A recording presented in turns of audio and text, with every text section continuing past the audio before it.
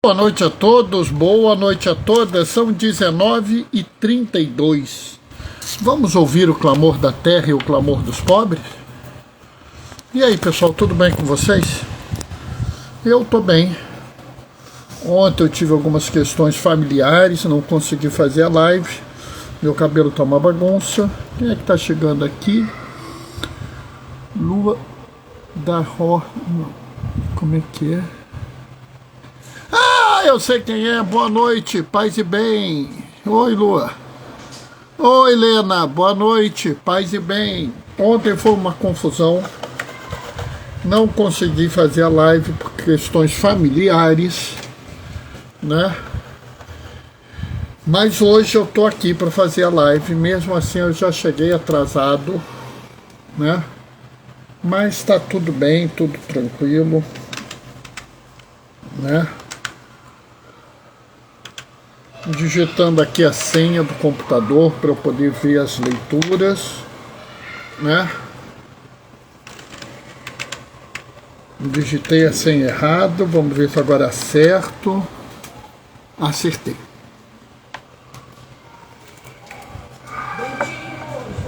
Hoje eu já fiz a reflexão lá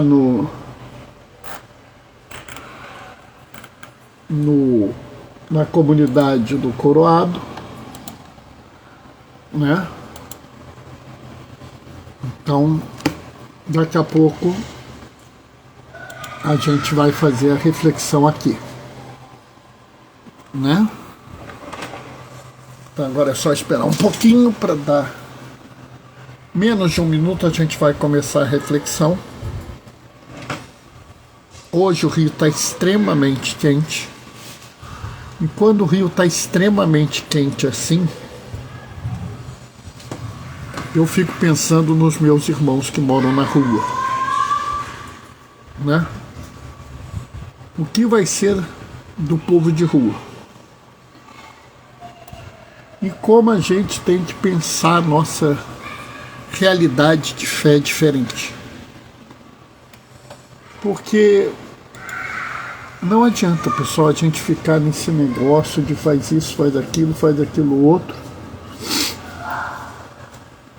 e não cuida de quem está com fome, não cuida de quem está com sede, não cuida do estrangeiro, do doente, do preso, né? Oi, Jairton, boa noite, paz e bem.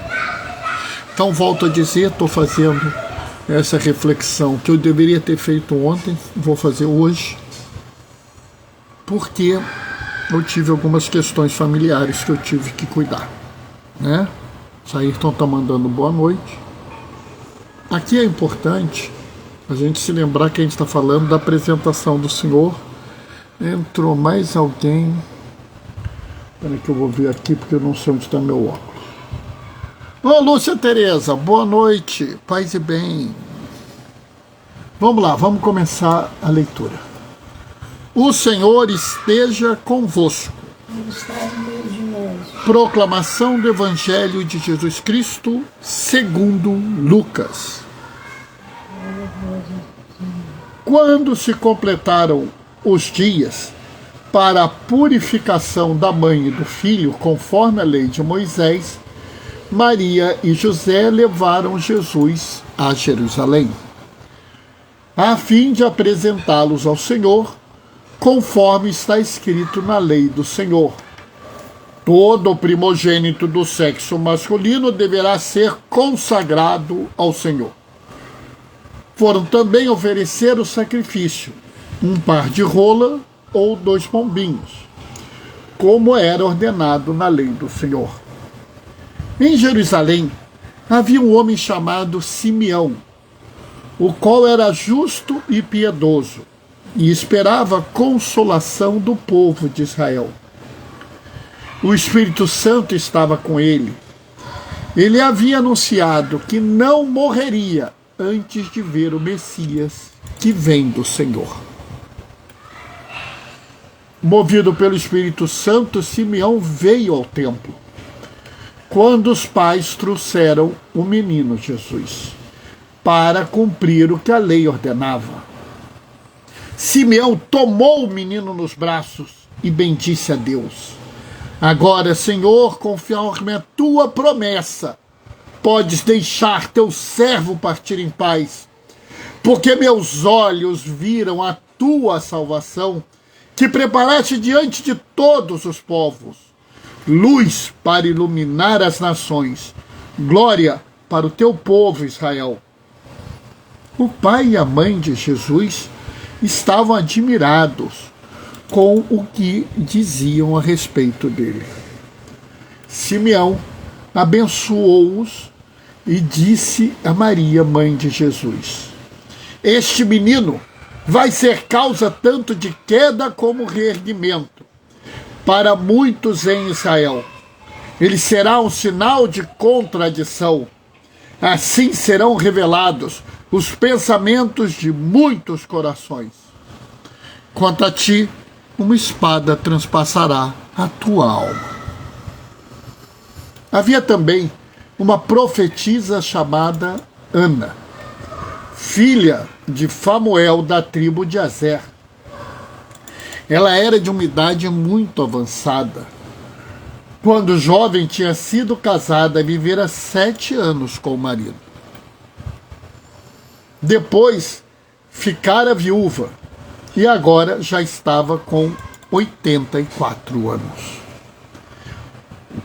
Não saía do templo dia e noite servindo a Deus com jejum e orações.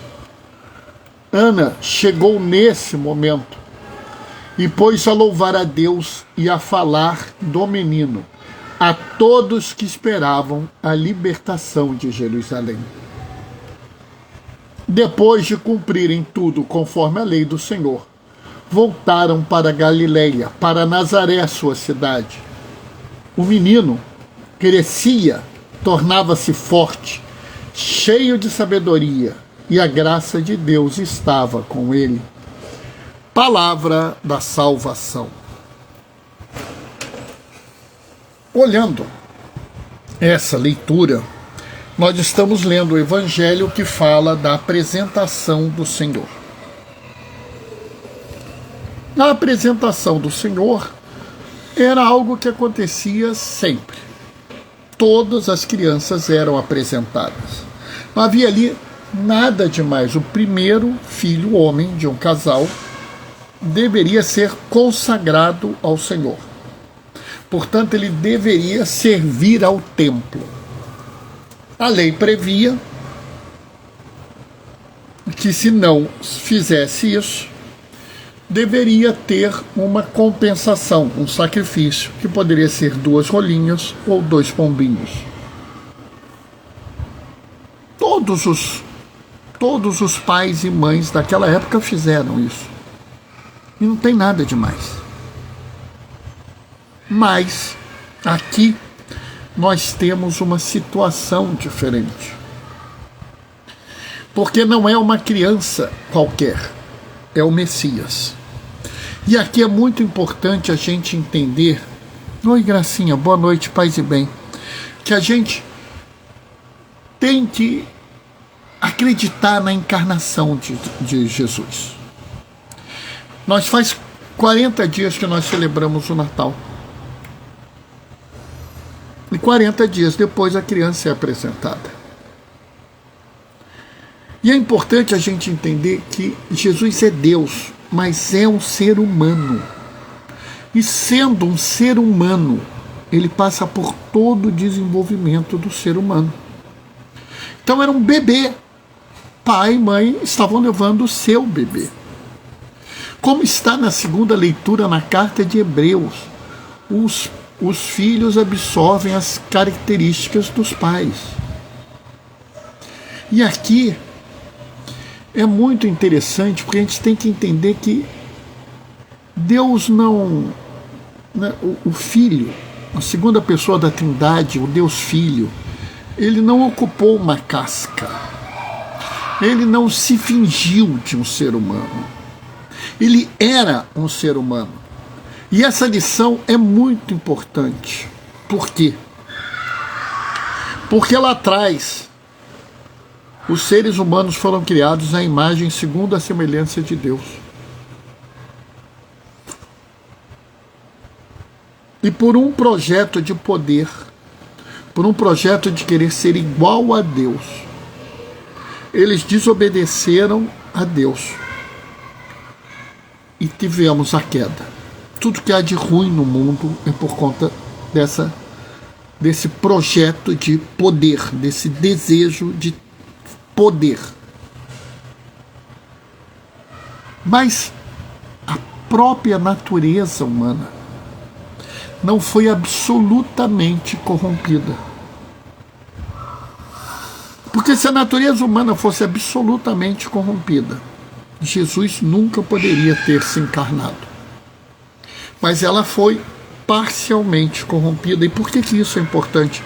Porque quando Jesus encarna, ele restaura a dignidade plena do ser humano. E isso é muito importante, por quê?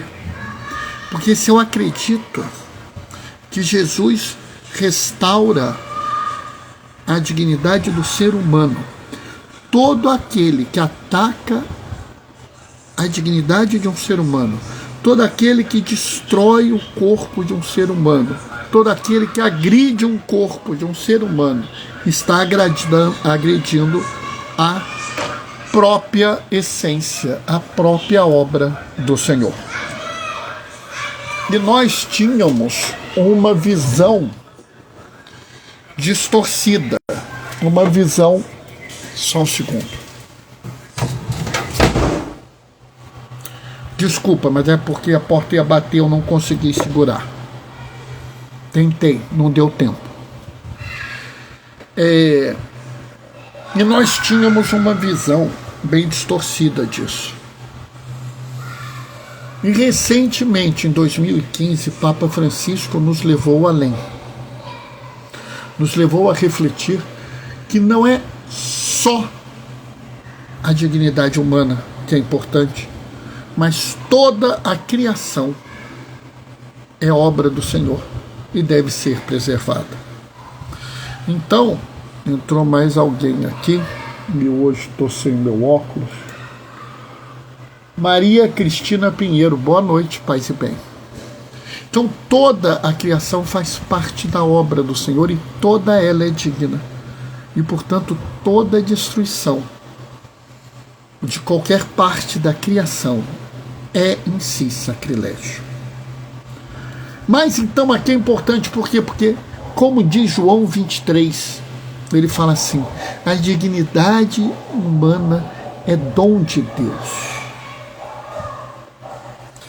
Obrigado, Márcia Cristina. Gravemente ferido pelo pecado original, restaurado pela encarnação de Jesus, e salvo pela sua paixão, morte e ressurreição. Então, se Jesus não tivesse se encarnado, nós não teríamos o acesso pleno à salvação. Porque tudo aquilo que foi assumido pode ser redimido, como disse Santo Agostinho. Por isso é importante a gente entender a encarnação. E é por isso que é importante a gente entender o que nós estamos vendo. Um ato comum que se transforma num ato especial. E isso foi profetizado por Malaquias, como está na primeira leitura. Vem o anjo da aliança ao templo. Viram? Ele disse: vem o anjo da aliança ao templo do Senhor.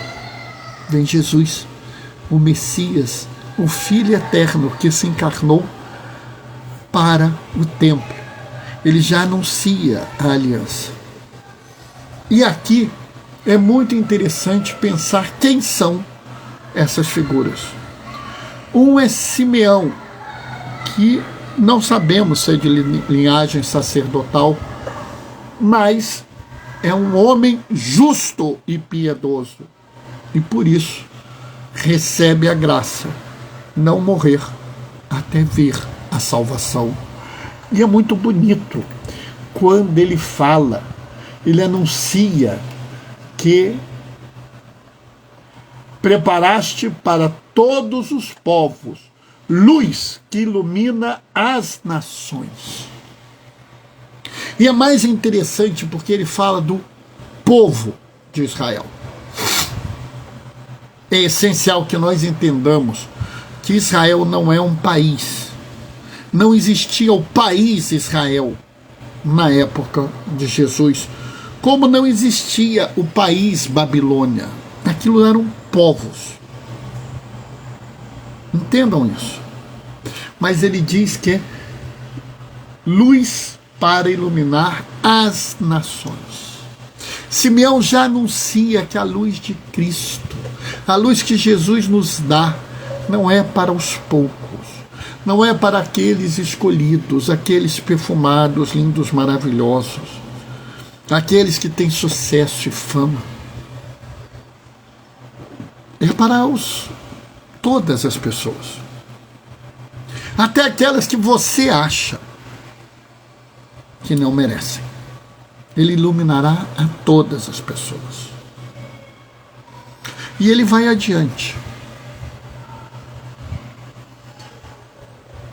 Será causa de queda e reerguimento, sinal de contradição. Por que será sinal de queda e reerguimento? Porque Jesus vai anunciar a palavra do Senhor, vai anunciar a boa nova aos pobres, aos cativos, aos doentes, aos oprimidos. Bernardo, lá vem você com a teologia da libertação. Não, não sou eu que estou falando isso, é Isaías. Aliás, Jesus faz essa leitura e diz: hoje essa profecia se cumpriu. Aos oprimidos, aos cativos, aos pobres, ou seja, aqueles que ninguém dava valor na época. Os doentes eram necessariamente pecadores e ele veio para eles. Porque esse é o problema. A palavra do Senhor nos coloca em contradição. Não matarás. E eu falo bandido bom e bandido morto. Opa, entrou em contradição. Amarás o Senhor teu próximo. Amarás o teu próximo como a ti mesmo. Ah, não. Eu não gosto de nordestino. Nordestino é uma porcaria. Opa, mas peraí, é para amar o próximo. Entendem? Ame os vossos inimigos e reze pelos que vos amaldiçoam. Não. Esses crentes, esses povos de terreiro, esse povo aí dessas religião, é tudo pecado, vai tudo para o inferno. Não. Eles nem falam mal de você e você já está mandando eles para o inferno. A palavra do Senhor nos coloca em contradição, ela nos perturba, ela nos questiona. Por isso alguns irão se erguer e outros irão cair. Não que Jesus queira derrubar alguém, mas se você não consegue seguir o caminho que ele te apresenta, você cai. Você pode ter sucesso na vida, você pode ter dinheiro, poder, carro do ano, mansões, mas você vai cair, porque há uma outra vida. E aí eu quero falar um pouquinho da profetisa Ana. Que todo mundo fala de Simeão, mas se esquece de Ana. E Ana é uma pessoa muito especial. Porque se fala de Ana o seguinte: ela foi casada por 7 anos. E lembre-se que na Bíblia todo número tem importância. Tá? Ela foi casada por 7 anos. 7 é o número da plenitude. Oi, Terezinha, boa noite, paz e bem. Portanto, ela foi plenamente casada. Ela foi uma mulher realizada no casamento dela. Ah, Bernardo, e o marido? O marido não é importante. O importante é Ana. Ana se realizou plenamente no casamento dela e ficou viúva. E agora viveu 84 anos. 84 tem algum significado para vocês? Tem. 84 é 7 vezes 12. 12 normalmente é uma alusão às tribos de Israel, ao povo de Deus. E 7 é a plenitude. Ou seja, a idade dela nos chama a pensar sobre a plenitude dos povos. Olha só, Simeão fala, luz para todas as nações. Ana representa todos os povos. Mas Ana é uma mulher humilde, não é uma pessoa rica, não é uma pessoa poderosa.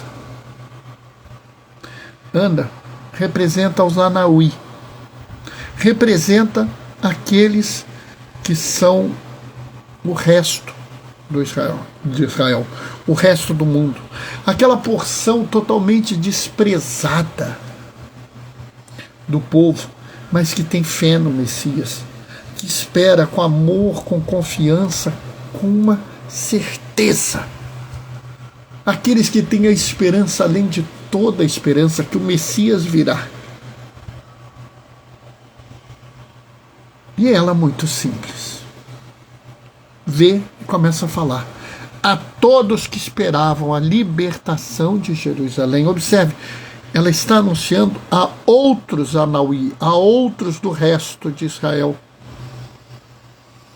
anunciando que chegou o Messias, a nossa esperança veio. Mas quando eu falo isso, algumas pessoas viram e falam assim, Bernardo, mas você está sendo infiel à Escritura. Você está manipulando a Escritura, porque você está se esquecendo que na primeira leitura Malaquias fala que é o Senhor dos Exércitos que trará o dominador. É verdade, ele fala isso. E Bernardo, ele fala também que uma espada transpassará a alma de Maria, então é necessário força. Não é não. Como não, Bernardo? Está ali o dominador. Sim.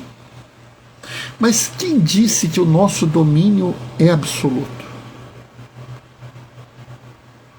Só existe um domínio absoluto no mundo. Aliás, só existe um absoluto no mundo, que é Deus. E ele não é violento. Quem não ama não conhece a Deus, porque Deus é amor, disse João na sua primeira carta. Mas, Bernardo, está aqui o Senhor dos Exércitos, é verdade. Mas é uma questão de tradução. É o tetragrama sagrado Sabaoth, Yahvé Sabaoth, vamos dizer assim. Não é isso não, porque o tetragrama sagrado é impronunciável. Isso não quer dizer o Senhor dos Exércitos. Isso seria, por assim dizer, o soberano absoluto. E Deus é soberano na história da humanidade. Mas não é o soberano do poder, não é o soberano da força, da destruição. Não é um líder militar, como muitos esperavam o Messias. É muito bonito, eu vejo o Senhor soberano na história, na passagem do Êxodo. Quando Deus fala, eu ouvi o clamor do meu povo, eu vi o seu sofrimento, eu desci para libertá-lo. Esse é o domínio.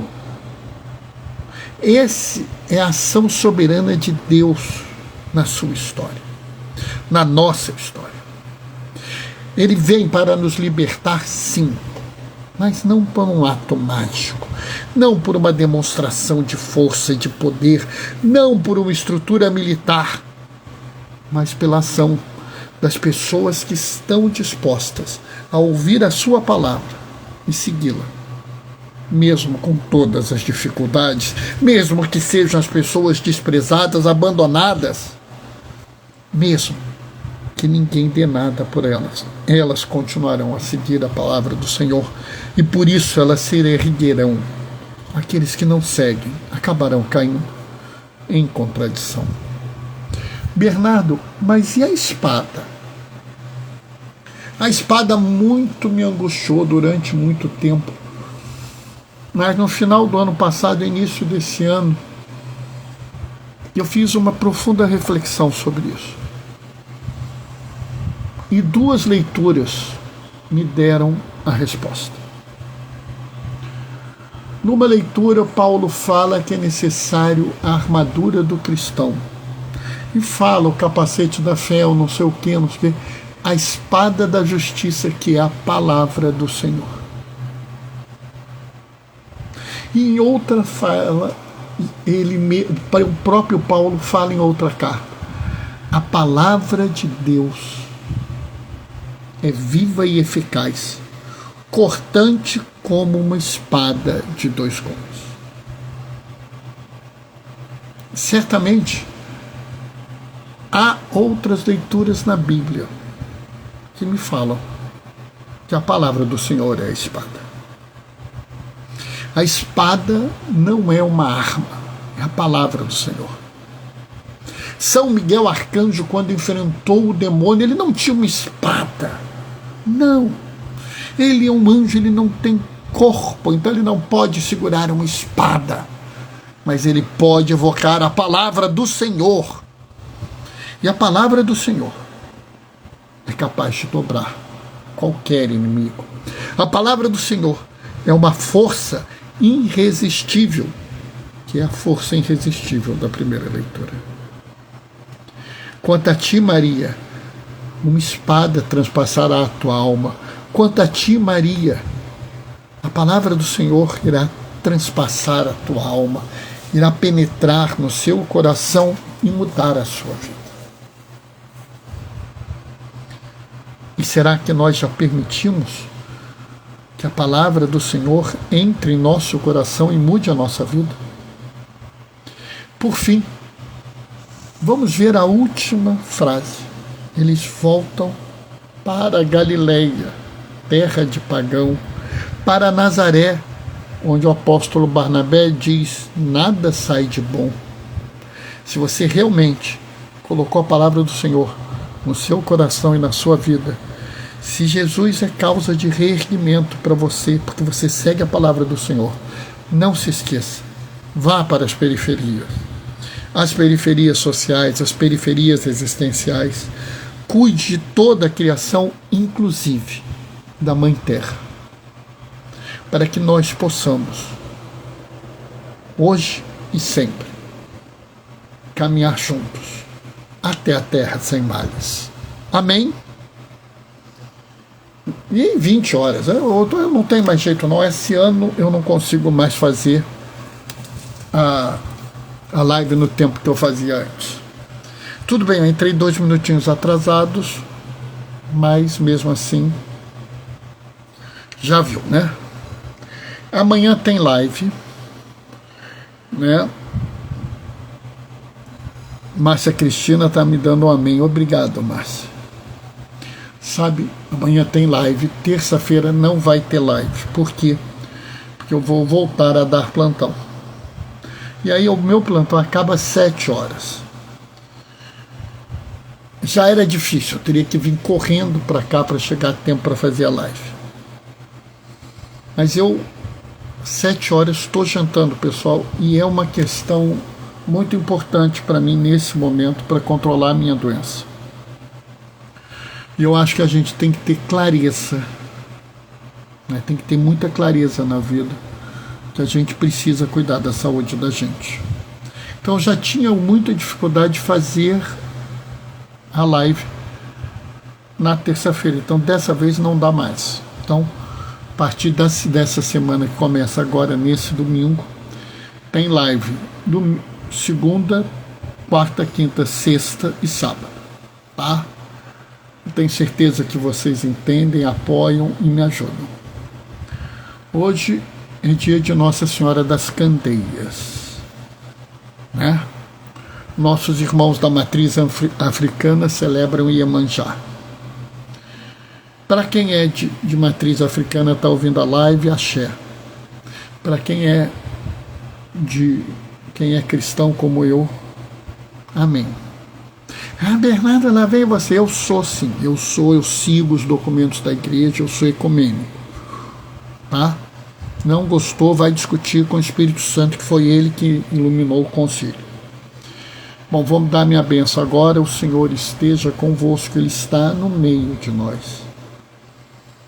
Hoje e sempre desça sobre vós e permaneça a bênção do Deus Todo-Poderoso no amor. Ele que é Pai, Filho e Espírito Santo. Amanhã, segunda-feira, é dia de São Brás, a gente se vê. Até lá. Beijos e bênçãos. Tchau, tchau.